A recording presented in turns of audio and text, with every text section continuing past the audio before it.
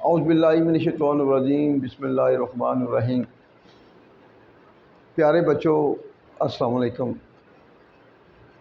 प्यारे बच्चों, आज हम आपको एमए इंग्लिश पार्ट 1 के ड्रामा ओथेलो के रेफरेंस टू कंटेक्स्ट के हवाले से मुतारफ़ करवाने जा रहे हैं। पार्ट 1 का जो ड्रामा है, इस ड्रामे में ओथेलो जिसे शेक्सपियर ने लिखा है, ये ड्रामा बहुत ही पॉपुलर ड्रामा है। इसके पॉपुलर होने की वजह अगर देखी जाए तो जो इसका मॉरल लेसन है वो प्रैक्टिकल लाइफ में हमें बहुत ज़्यादा एक अच्छी डोमेस्टिक लाइफ गुजारने में बेनिफिट देता है। क्योंकि इस मॉरल लेसन के मुताबिक अगर घरों की ज़िंदगियां तबाह होती हैं तो उसकी रीज़न क्या है, ये इसमें बताई गई है। वो मैं आपको बताने जा रहा हूँ कि अगर आप हैप्पी लाइफ गुजारना चाहते हैं तो कभी भी अपने घर में जलसी को ना लाएं और शक को ना लाएं। हसद और शक ये दो चीज़ें हैं जो हमेशा हैप्पी लाइफ को तबाही की तरफ ले जाती हैं, और अगर घर उजड़ते हैं तो उसके पीछे यही है। और दूसरी बात, अगर आप हैप्पी लाइफ गुजारना चाहते हैं तो ज़हन में रखें, कभी ये एक मैरिड लाइफ गुजारने वालों के लिए इसमें भी है, और मैं भी इसमें ज़रा थोड़ा सा मॉरल लेसन देना चाहता हूँ कि अगर आप हैप्पी लाइफ गुजारना चाहते हैं तो कोशिश करें कभी भी अपने घर के मामलात में तीसरे बंदे को इन्वॉल्व ना करें।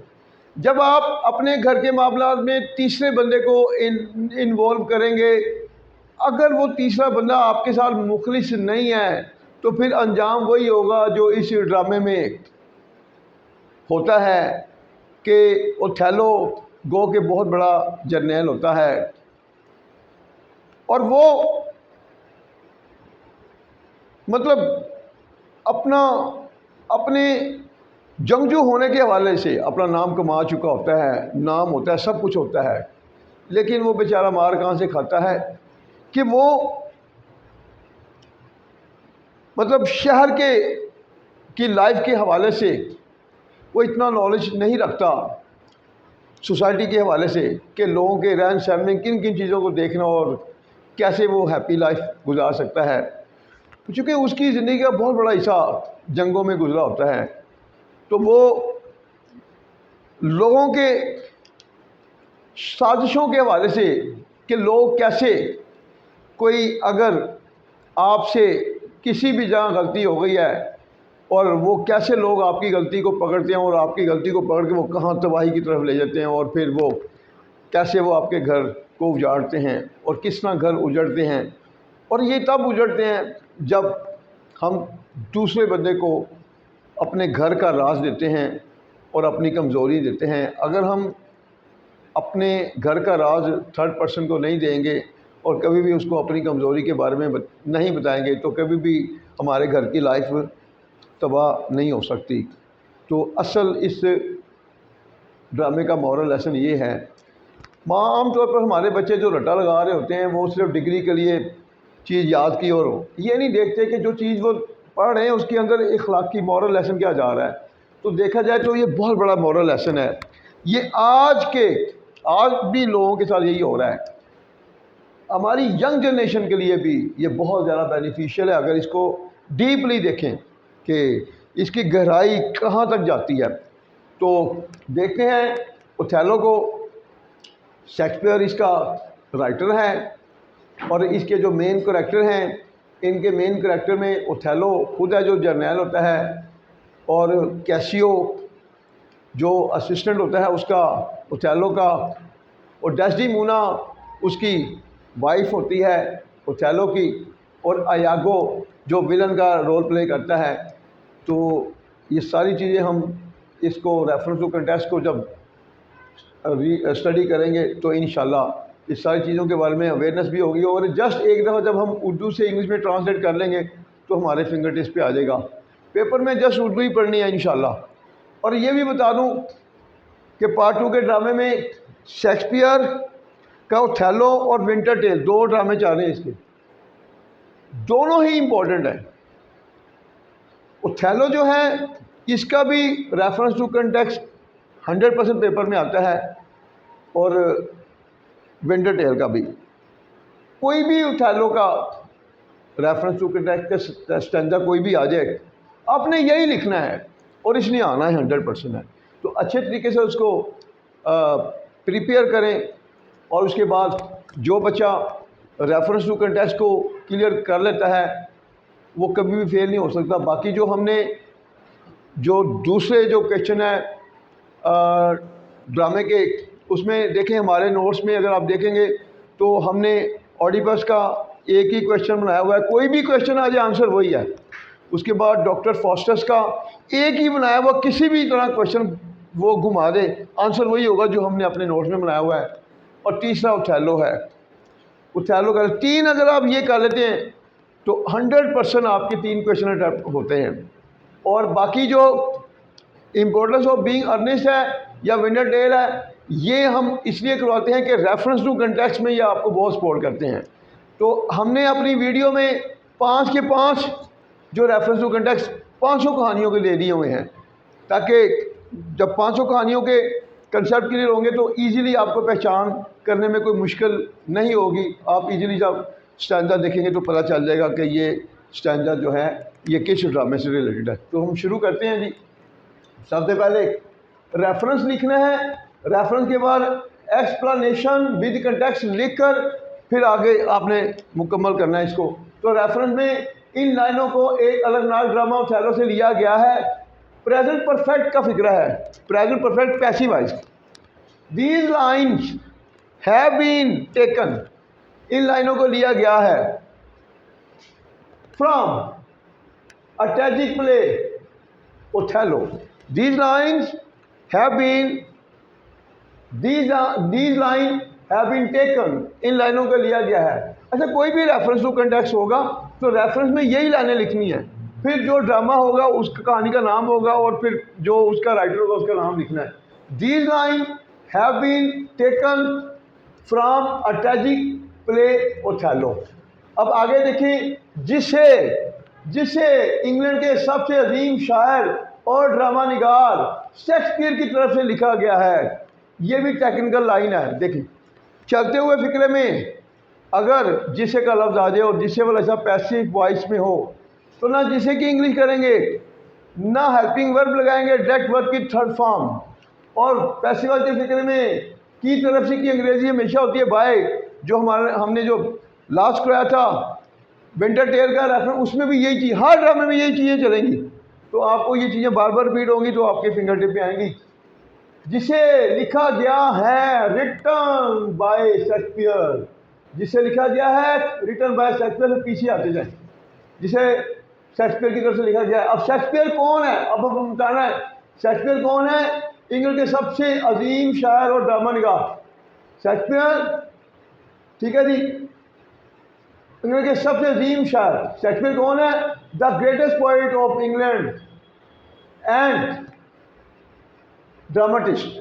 और आप ऐसे भी कर सकते हैं रिटन बाय, और रिटन बाय इनको ले लें पहले, written by the greatest poet of England and dramatist Shakespeare. आप ऐसे भी कर सकते हैं रिटन बाय द ग्रेटेस्ट। अब 2 ऑब्जेक्ट के बिना और आ जाए तो सबसे पहले और से पहले वाले को पकड़ेंगे, फिर उसके बाद और फिर इसके बाद नंबर 2 पर और फिर 3 पर, ये फिर इस तरतीब से चलना है।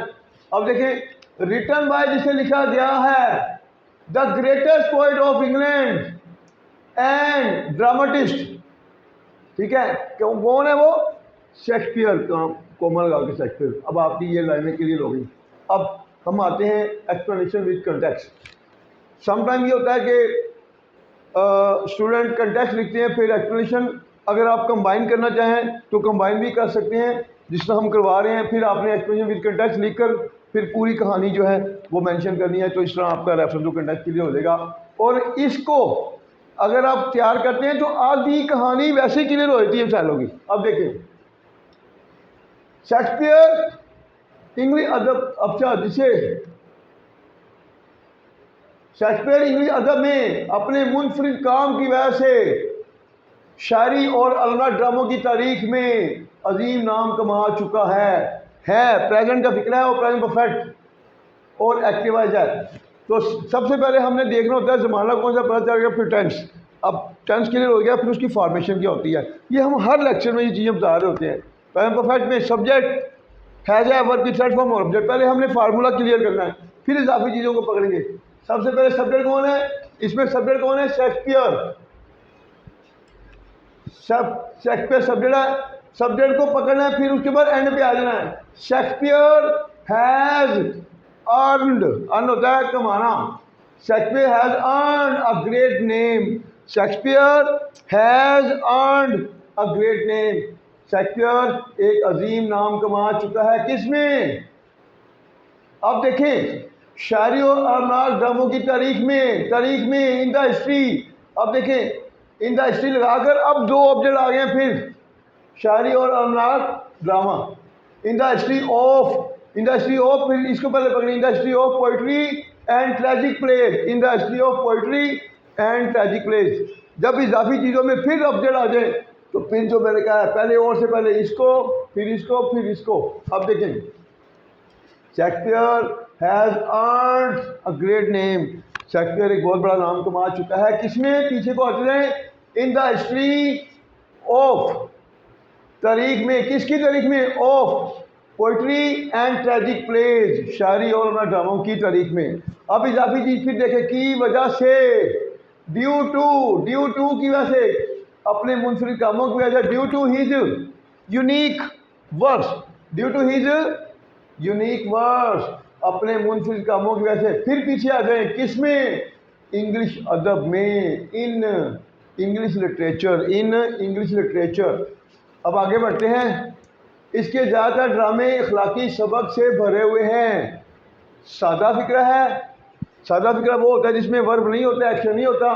तो सब्जेक्ट, इसके ज़्यादातर ड्रामे, ये सब्जेक्ट है आपका पूरा, और उसके बाद सादा फिक्रा, उसके सादा फिक्र में सब हेल्पिंग वर्ब फिर ऑब्जेक्ट। अब उसके ज़्यादातर ड्रामे, मोस्ट ऑफ हिज प्लेज, उसके ज़्यादातर ड्रामे are full of moral lesson, इखलाकी सबक से, are full of a moral lesson, एक इखलाकी सबक से भरे हुए। और ऐसे भी कह सकते हैं most of his plays are filled with a moral lesson. या फुल ऑफ में सिंपल बन गया, फिल्ड विद प्रेजेंट नाम का पैसिव बन गया। आप इजीली यही कर लें, चले आर फुल ऑफ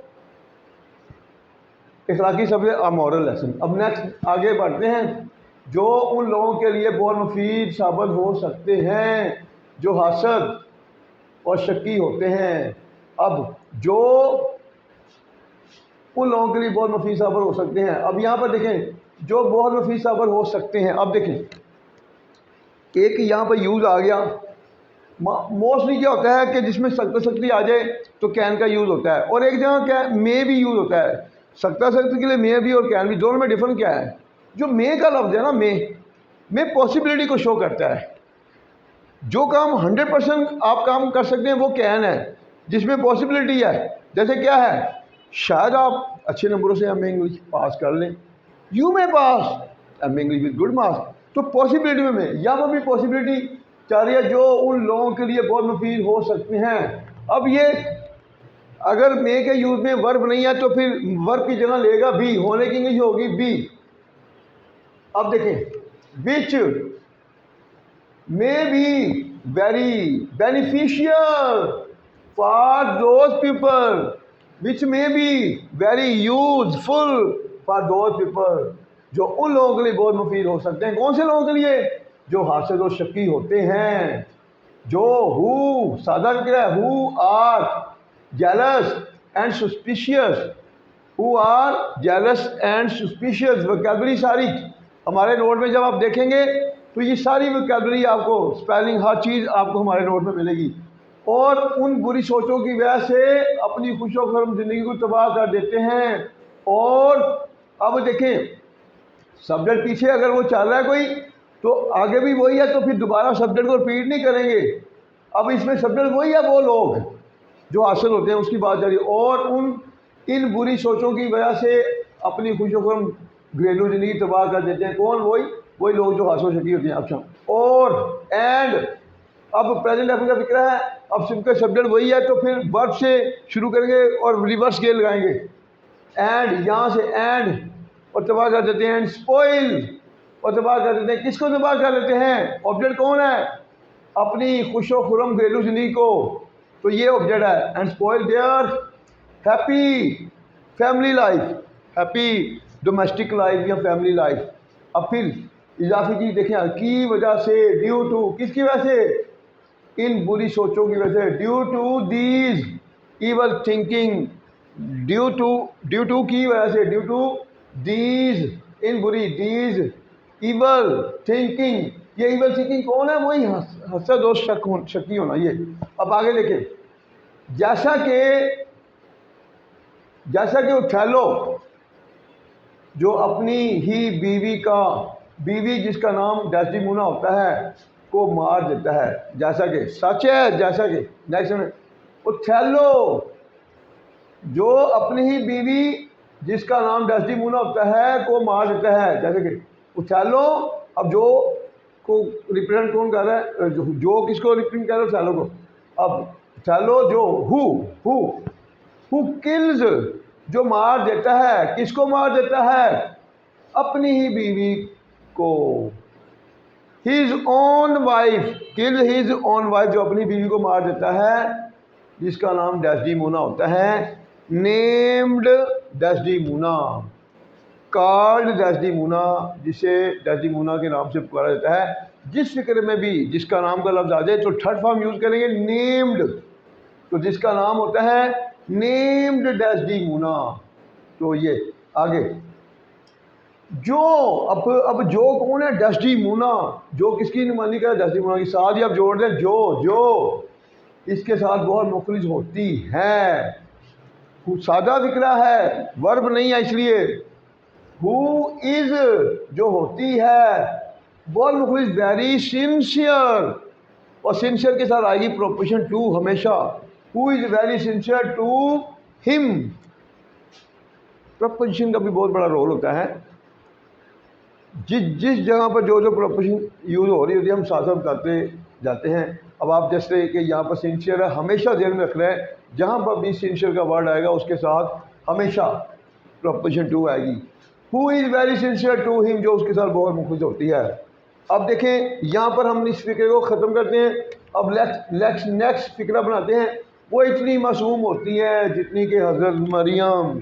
सादा फिक्रा, इसमें भी यूज़ आएगा, जिसमें इतना जितने का लफ्ज़ आ जाए तो उसमें एज का यूज़ करते हैं।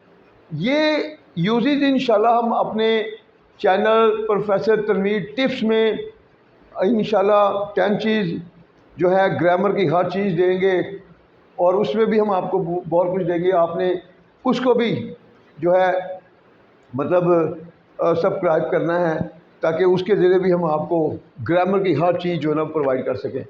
तो वो इतनी मासूम होती है जितनी कि हज़रत मरियम, वो she is as innocent, she is as, इतनी एज इनोसेंट, वो इतनी मासूम होती है एज हज़रत मरियम। मैरी कहते हैं हज़रत मरियम को। तो ये हमारा जो है इसका पार्ट, अब दूसरे पार्ट को हम दूसरी तरफ लेके जा रहे हैं। तो 1 मिनट की ब्रेक है, थोड़ी सी।